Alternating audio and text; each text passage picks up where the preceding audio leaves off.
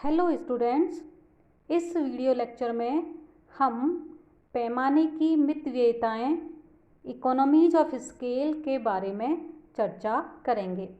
विद्यार्थियों, पैमाने की मितव्ययिताओं को हम पैमाने की किफ़ायतें या पैमाने की बचतें भी कह सकते हैं। विद्यार्थियों, उत्पादन के पैमाने का उत्पत्ति की प्रति इकाई लागत से गहरा संबंध होता है। हम जानते हैं उत्पादन का पैमाना दो प्रकार का होता है, बड़ा एवं छोटा। बड़े पैमाने के उत्पादन में प्रति इकाई लागत कम आती है क्योंकि इसमें कई प्रकार की बचतें प्राप्त होती हैं। विद्यार्थियों, पैमाने की किफ़ायतें तब प्राप्त होती हैं जब उत्पादन की बड़ी मात्रा प्रति इकाई कम लागत से उत्पन्न होती है। विद्यार्थियों, पैमाने की किफ़ायतें दो प्रकार की होती हैं, आंतरिक किफ़ायतें इंटरनल इकोनॉमीज ऑफ स्केल और बाह्य किफ़ायतें एक्सटर्नल इकोनॉमीज ऑफ स्केल। आंतरिक किफ़ायतें एक फर्म को तब प्राप्त होती हैं जब फर्म के आकार में वृद्धि होती है। आंतरिक किफ़ायतें किसी एक अकेली फैक्ट्री या फर्म को ही प्राप्त होती है और उसका अन्य फर्मों के कार्यों से कोई संबंध नहीं होता है। कहने का तात्पर्य यह है कि जब किसी फर्म को आंतरिक तौर पर बचतें प्राप्त होती हैं जबकि वह अपने उत्पादन को बढ़ाती है। बाह्य किफ़ायतें एक उद्योग या उद्योग समूह का विस्तार होने से सभी फर्मों को प्राप्त होती हैं। कहने का अर्थ ये है कि जब किसी उद्योग या उद्योग समूह में उत्पादन का पैमाना बढ़ता है तो यह किफ़ायतें अनेक फर्मों तथा उद्योगों को समान रूप से उपलब्ध होती हैं, इसलिए इन्हें पैमाने की बाह्य किफ़ायतें कहा जाता है। विद्यार्थियों, आंतरिक किफ़ायतों को हम इन श्रेणियों में विभाजित कर सकते हैं। सबसे पहले तकनीकी किफ़ायतें। तकनीकी किफ़ायतें फर्म को उस समय प्राप्त होती हैं जब वह बेहतर मशीनों और उत्पादन की बेहतर तकनीक को प्रयोग में लाती है। विद्यार्थियों, तकनीकी किफ़ायतों या टेक्निकल इकोनॉमीज को हम कई उप श्रेणियों में बांट सकते हैं, जिसमें हम सबसे पहले लें अविभाज्यता की किफ़ायतें, यानी इकोनॉमीज ऑफ इंडिविजिबिलिटी। यानी इसका मतलब ये है कि उत्पादन के कुछ साधन ऐसे होते हैं जिनको एक स्थिर न्यूनतम आकार में अथवा क्षमता में प्रयोग करना होता है। जैसे बहुत सारे पूंजी पदार्थ अविभाज्य होते हैं। ऐसी बहुत सी मशीनें होती हैं जो उत्पादन के बड़े आकार के लिए अधिक दक्षता से प्रयोग में लाई जा सकती है, क्योंकि इन मशीनों को छोटी इकाइयों में विभाजित नहीं किया जा सकता।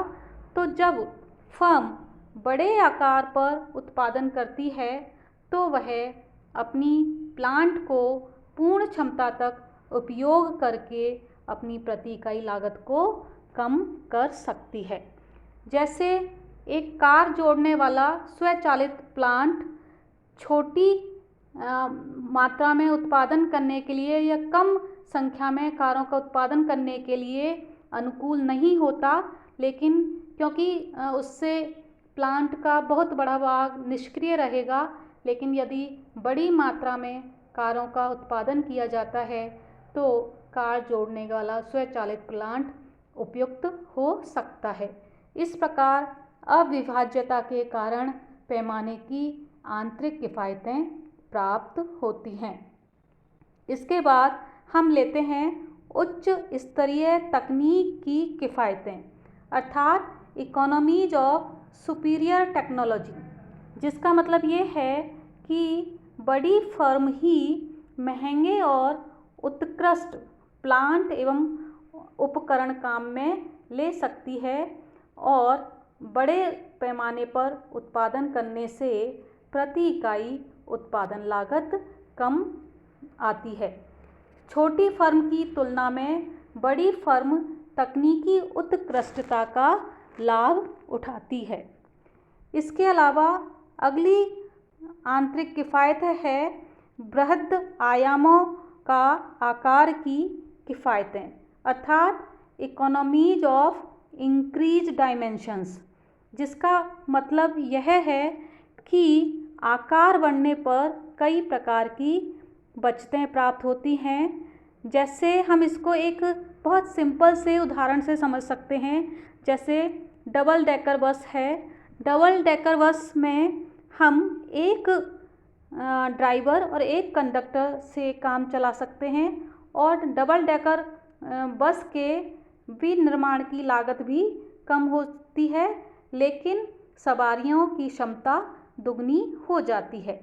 इसी प्रकार अन्य उदाहरण भी लिए जा सकते हैं। जैसे हम पानी के टैंक का आकार यदि दुगना कर दें, यानी उसकी लंबाई, चौड़ाई, ऊंचाई सभी हम दुगना कर दें, तो पानी संग्रह करने की क्षमता जो टैंक की है वह 8 गुनी हो जाएगी, जबकि हमने तो सारे डायमेंशंस 2 गुने किए थे। तो इस प्रकार आकार बढ़ने से कई प्रकार की किफ़ायतें प्राप्त होती हैं, जिनको हम बोलते हैं बृहत आयामों का आकार की किफ़ायतें। तो इस प्रकार की किफ़ायतें बड़े उत्पादन पर संभव होती हैं। इसके अलावा एक अगली तकनीकी किफ़ायत है संबंधित प्रक्रियाओं की किफ़ायतें, अर्थात इकोनॉमीज ऑफ लिंक्ड प्रोसेसेस, यानी इसका मतलब ये है कि उत्पादन की विविध प्रक्रियाओं को संबद्ध करके बड़ी फर्म अपनी उत्पादन की प्रति इकाई लागत को घटा सकती है। इसका एक हम बहुत सिंपल सा उदाहरण लें कि जैसे एक शुगर मिल है, वह अपना गन्ने का फार्म लगा सकती है, चीनी बना सकती है और शुगर बनाने में निकलने वाले जो प्रोडक्ट्स हैं, बाई प्रोडक्ट्स हैं, उनका यूज कर सकती है। अपने ही परिवहन एवं वितरण विभागों के माध्यम से जो चीनी का उत्पादन हो रहा है उसका परिवहन और वितरण कर सकती है। तो कहने का मतलब ये है कि उत्पादन तथा विक्रय की विभिन्न क्रियाओं को संबद्ध करके बड़ी फर्म अपने खर्चे को कम कर सकती है और उत्पादन की प्रति इकाई लागत को कम कर सकती है। प्रायः यह देखा गया है कि अधिकांश बड़ी फैक्ट्रियां अपने पास ही मरम्मत एवं बॉक्स इत्यादि बनाने की व्यवस्था रखती हैं, जिससे कि इनकी सप्लाई में होने वाली अनिश्चितता भी कम हो जाती है और लागत भी कम आती है। इसके अलावा एक अन्य किफ़ायत जो फर्म को प्राप्त होती है तकनीकी किफ़ायतों के अंतर्गत, वह है गौण उत्पादन के प्रयोग की किफ़ायत, अर्थात बड़ी फर्म छोटी फर्म की तुलना में, क्योंकि बड़ी फर्म के पास साधन अधिक होते हैं, तो वह अपने अवशेष पदार्थों यानी वेस्ट प्रोडक्ट को गौण उत्पादन के रूप में उपयोग कर सकती है। जैसे चीनी मिल है, गन्ने से चीनी बनाने के बाद जो शीरा बचता है उसका एक प्लांट लगाकर उससे स्प्रिट बनाई जा सकती है। तो इसका मतलब ये हुआ कि बड़ी फर्म अपने निकलने वाले वेस्ट प्रोडक्ट को या बाई प्रोडक्ट को दूसरी इकाई के माध्यम से उसका उत्पादन कर सकती है, दूसरी वस्तु का उत्पादन कर सकती है। तो ये विद्यार्थियों तकनीकी किफ़ायतें हैं जो फर्म के आकार में वृद्धि होने के कारण एक फर्म को प्राप्त होती हैं।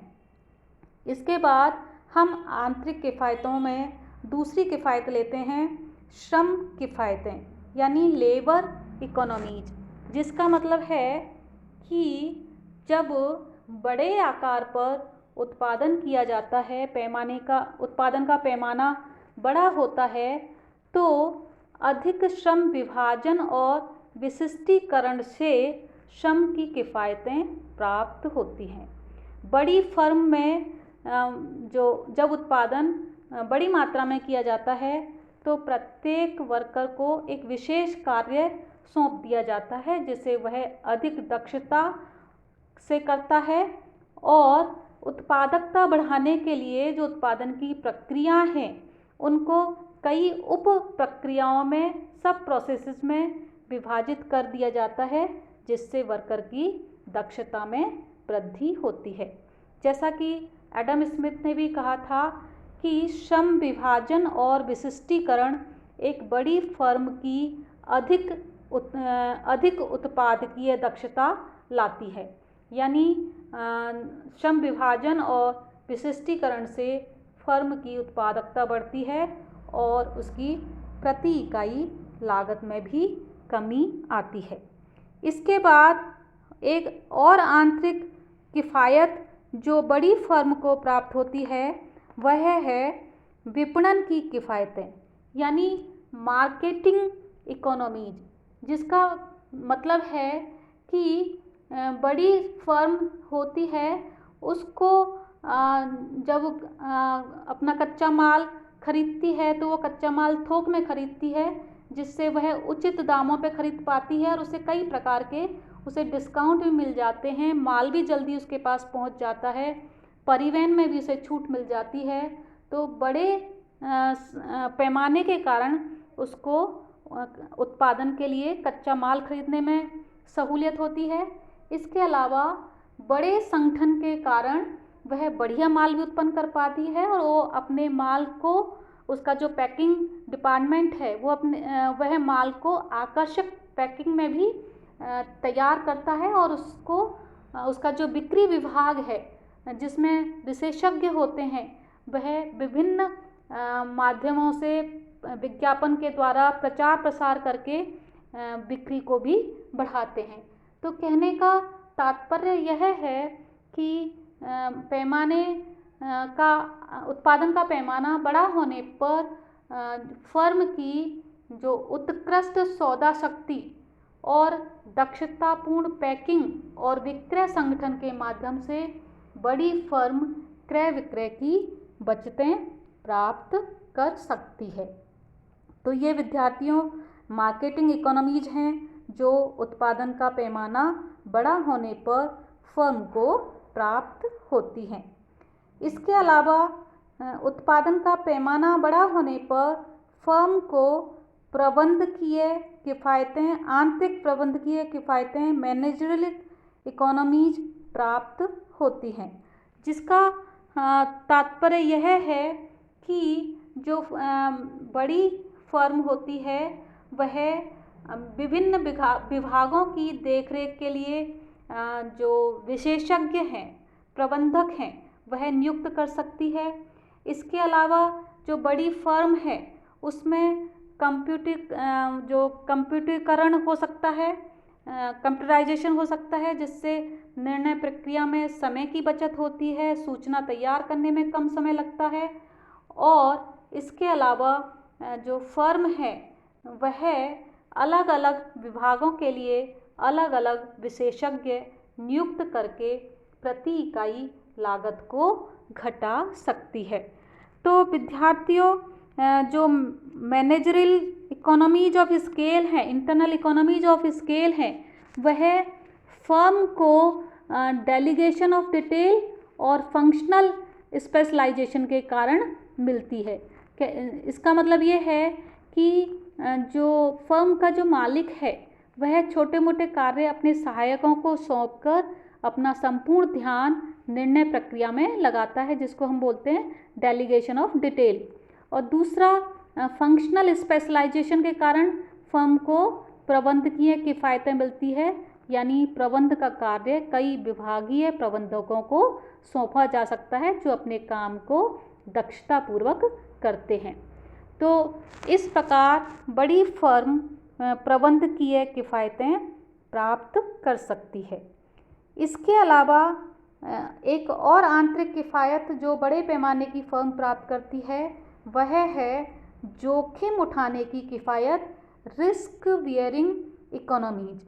इसका मतलब है कि जब उत्पादन का पैमाना बड़ा होता है तो फर्म ऐसी स्थिति में होती है कि वह अपनी जोखिम को अधिक फैला सकती है, जोखिम का डाइवर्सिफिकेशन कर सकती है। वह अनेक प्रकार की वस्तुओं का उत्पादन कर सकती है, अपनी वस्तु को अनेक क्षेत्रों में, अनेक बाज़ारों में बेच सकती है। तो जब फर्म अपनी वस्तुओं का विविधीकरण करती है या उन्हें विभिन्न मार्केट्स में बेचती है तो वह अपनी जोखिम को फैला देती है विभिन्न क्षेत्रों में, विभिन्न वस्तुओं में, जिसका मतलब ये है कि यदि फर्म को एक वस्तु के उत्पादन में हानि हो रही है तो वह हानि दूसरी वस्तु में प्राप्त होने वाले लाभ से प्रतिसंतुलित हो जाती है। यदि उसकी एक मार्केट में विक्रय मात्रा कम है, मांग कम है, और दूसरे मार्केट में मांग अधिक है, तो ये यहाँ पर मांग की जो कमी है वो एक मार्केट से दूसरे मार्केट से प्रतिसंतुलित हो जाती है। तो कहने का मतलब ये है कि जो बड़ी फर्म है वह अपनी जोखिम को इस प्रकार कम कर सकती है।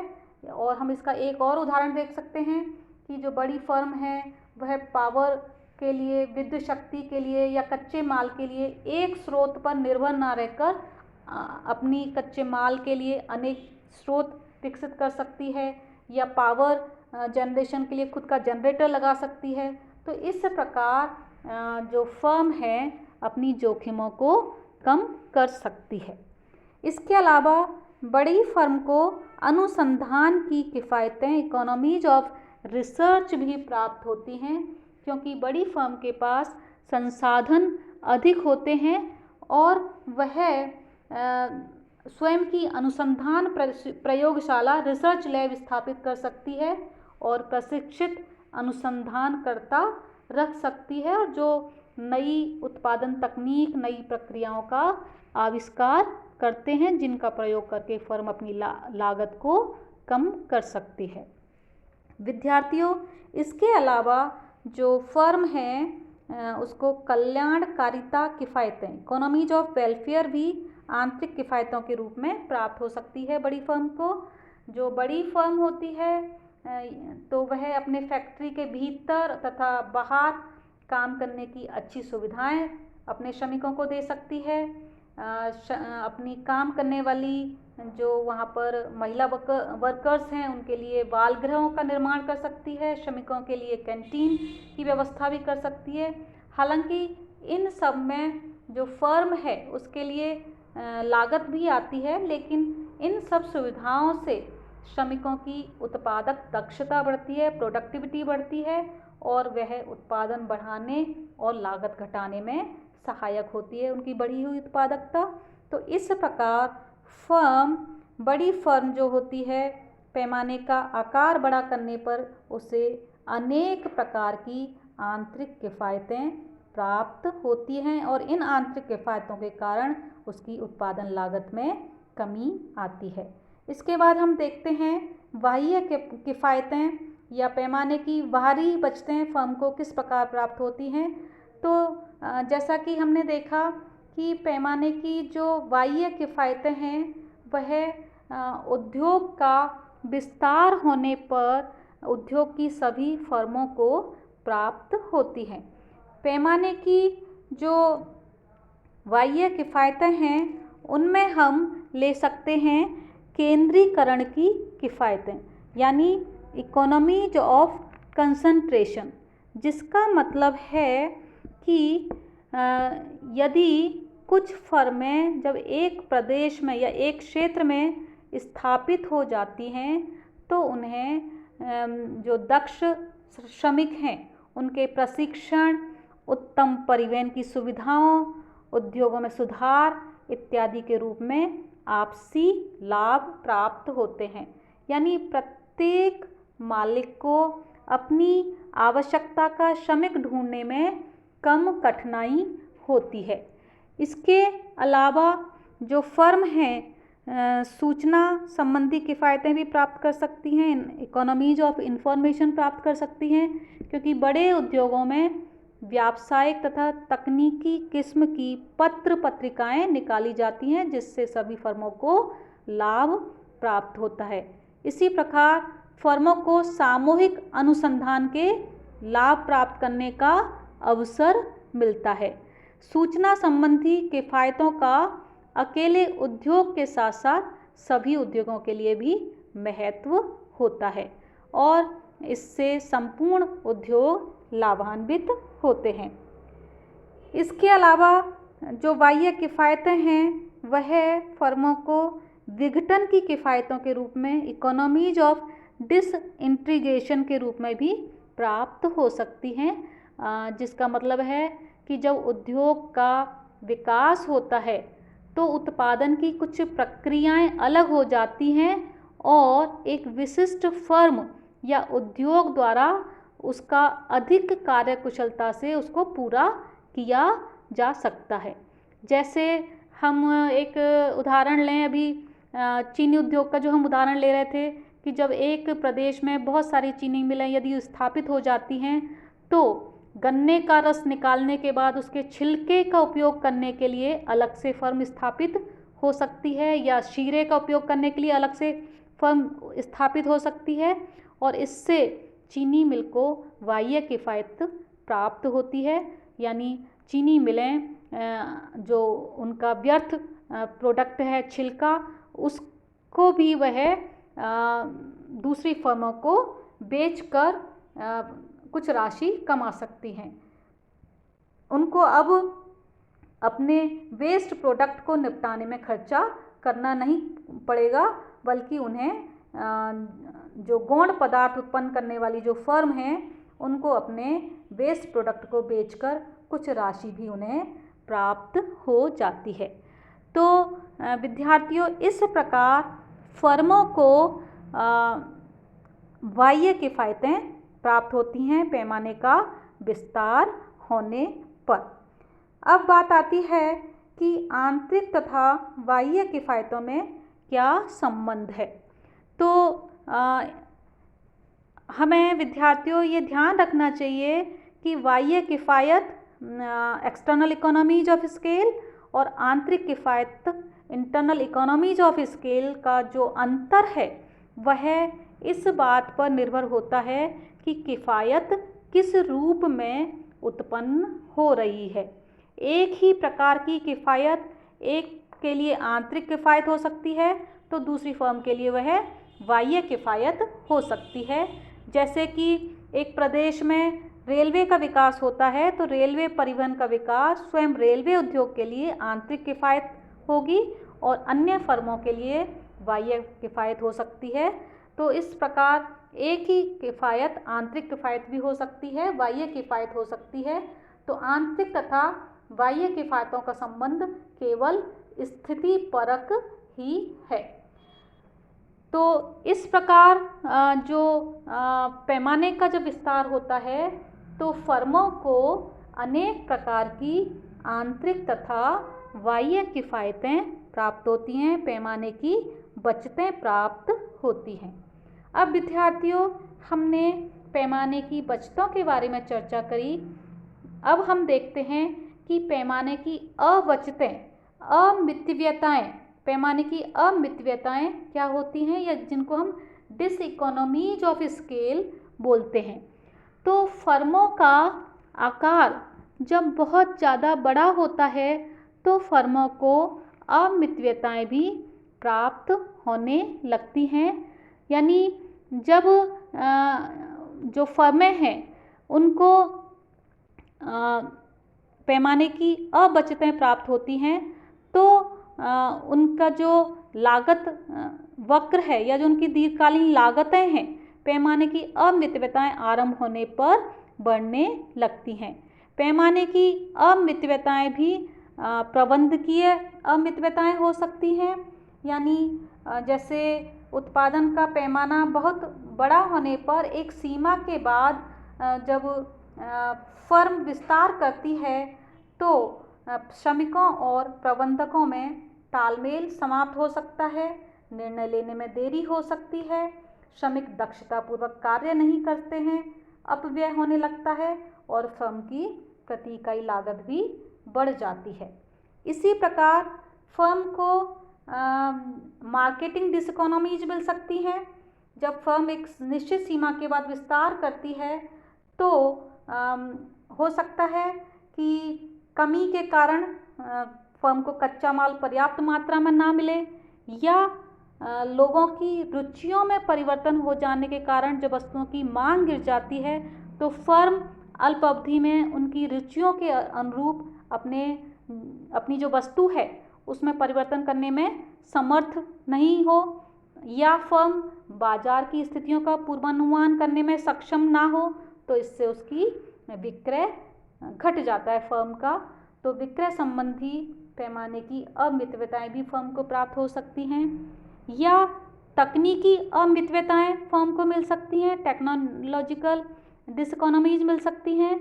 जब फर्म अपना आकार इष्टतम आकार से आगे बढ़ाती है तो प्लांट और उपकरणों में बार बार रुकावट होने के कारण फर्म जो प्लांट है उसको अधिकतम क्षमता पर चलाने में असफल हो सकती है, या फर्म को जोखिम उठाने में भी अमितव्यताएं हो सकती हैं, डिसइकोनॉमीज ऑफ रिस्क टेकिंग भी हो सकती है। यानी जब विक्रय प्रबंधक या उत्पादन प्रबंधक के निर्णय से किसी एक गलत निर्णय से उत्पादन पर प्रतिकूल प्रभाव पड़ सकता है। तो कहने का तात्पर्य यह है कि पैमाने का आकार बहुत बड़ा होने पर फर्म के लिए पैमाने की जो बचतें हैं वह खत्म हो जाती हैं और पैमाने की अबचतें या अमितव्यताएं शुरू हो जाती हैं। जैसे एक प्रदेश में जब फर्में विस्तार करती हैं तो उनकी मांग बढ़ने के कारण हो सकता है जो दक्ष श्रमिक हैं वह ऊंची मजदूरी की मांग करने लग जाएं, या दक्ष श्रमिकों की शॉर्टेज हो जाए, कच्चे माल की कमियां उत्पन्न हो जाएं, फर्म को ऊंची कीमतों पर श्रमिक हायर करने पड़े, या कच्चा माल ऊंची कीमतों पर खरीदना पड़े, या पूंजी के लिए अधिक ब्याज चुकाना पड़े। तो इस प्रकार फर्म को अमितव्यताएं भी प्राप्त हो सकती हैं। तो फर्म के लिए जब मितव्यताएं प्राप्त होती हैं तो फर्म का जो दीर्घकालीन लागत वक्र है वह घटता है, और जब फर्म को अमितव्यताएं प्राप्त होती हैं तो दीर्घकालीन औसत लागत वक्र ऊपर उठने लगता है। तो कहने का तात्पर्य यह है कि जिन व्यवसायों में पैमाने की किफ़ायतें कम मिलती हैं वहाँ पर अमितव्यताएं जल्दी चालू हो जाती हैं, और वहाँ उनका दीर्घकालीन औसत लागत वक्र थोड़ी दूर तक गिरने के बाद ऊपर उठना शुरू हो जाता है। तो पैमाने की बचतों या अबचतों के कारण फर्म के दीर्घकालीन लागत वक्र प्रभावित होते हैं। दीर्घकालीन लागत वक्रों के बारे में हम डिटेल में अध्ययन एक अलग वीडियो में करेंगे। अभी के लिए इतना ही काफ़ी है। मैं उम्मीद करती हूँ आपको पैमाने की बचतों की जो अवधारणा है वह समझ में आ गई होगी। Thank you.